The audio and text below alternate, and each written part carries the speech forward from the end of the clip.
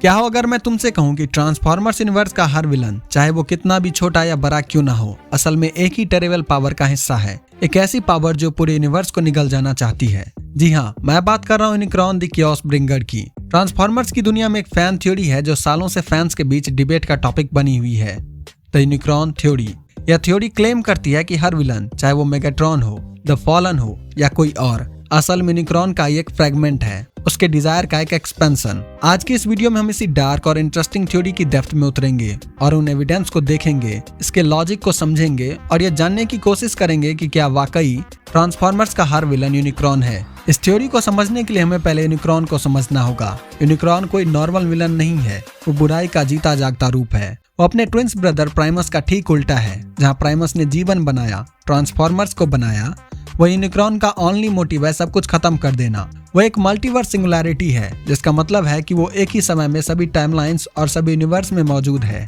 उसकी भूख, उसकी हेट्रेड, उसके डिस्ट्रक्शन की डिजायर इतना पावरफुल है कि वो पूरे यूनिवर्स में फैल जाती है और यहीं से यूनिक्रॉन थ्योरी का जन्म होता है।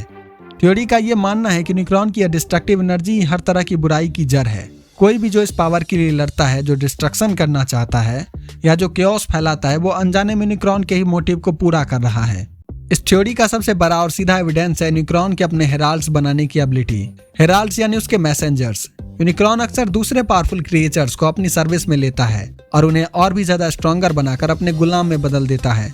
इसका सबसे क्लासिक एग्जाम्पल है गैल्वेट्रॉन।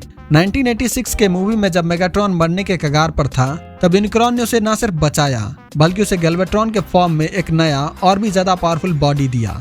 ये सीन साफ दिखाता है कि यूनिक्रॉन किसी के बॉडी और ब्रेन को पूरी तरह से बदलकर उसे अपनी इच्छा का हथियार बना सकता है। और गैल्वेट्रॉन अकेला नहीं है, कई और विलन्स का सीधा कनेक्शन यूनिक्रॉन से रहा है।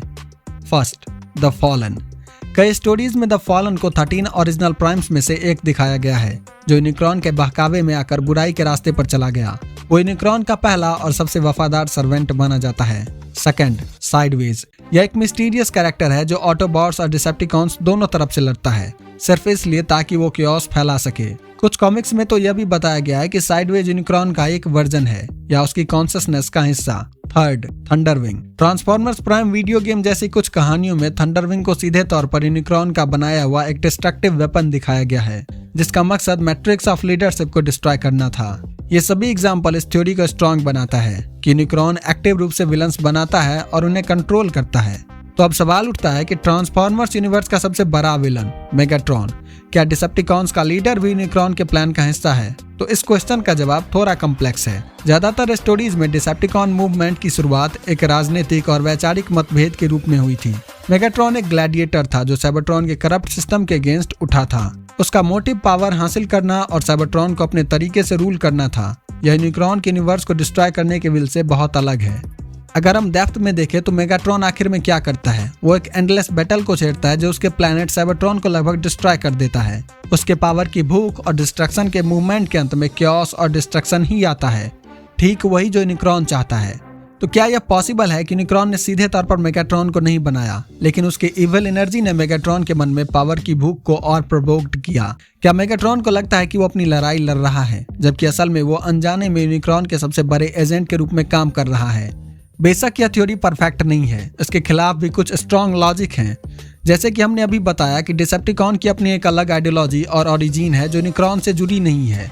इसके अलावा ट्रांसफॉर्मर्स यूनिवर्स में और भी विलन्स है जिनका यूनिक्रॉन से कोई लेना देना नहीं है। एग्जाम्पल के लिए क्विंटेसॉन्स। कई स्टोरीज में क्विंटेसॉन्स को ट्रांसफॉर्मर्स का असली क्रिएटर दिखाया गया है, जो बाद में उनके दुश्मन बन जाते हैं। उनका इंस्पायरेशन ग्रीड और कंट्रोल है, ना कि कॉस्मिक डिस्ट्रक्शन। तो यह कहना कि हर विलन यूनिक्रॉन का फ्रेगमेंट है शायद थोड़ा हाइपरबोला होगा। शायद इसका जवाब लेटरल होने के बजाय मेटाफोरिकल है। हो सकता है कि हर विलन सीधे तौर पर यूनिक्रॉन का बनाया हुआ फ्रेगमेंट ना हो, लेकिन यूनिक्रॉन इविलनेस के उस लास्ट सोर्स की तरह है जिससे हर तरह की नेगेटिविटी एनर्जी जन्म लेती है।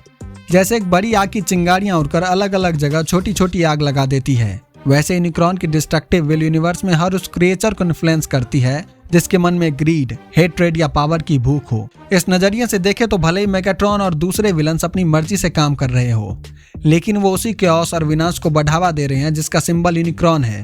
तो अगली बार जब आप ट्रांसफॉर्मर्स में किसी विलन को देखें तो एक पल के लिए सोचिएगा कि आप सिर्फ एक डिसेप्टिकॉन को देख रहे हैं या आप द केओस ब्रिंगर की परछाई को देख रहे हैं। तुम इस थ्योरी के बारे में क्या सोचते हो? क्या तुमको लगता है कि हर विलन यूनिक्रॉन से जुड़ा हुआ है या यह सिर्फ एक फैन इमेजिनेशन है? नीचे कमेंट्स में बताओ। अगर तुमको यह वीडियो पसंद आया तो लाइक और सब्सक्राइब करना मत भूलना। हम ट्रांसफॉर्मर्स यूनिवर्स की ऐसी ही और भी मिस्टीरियस स्टोरीज के साथ वापस आएंगे।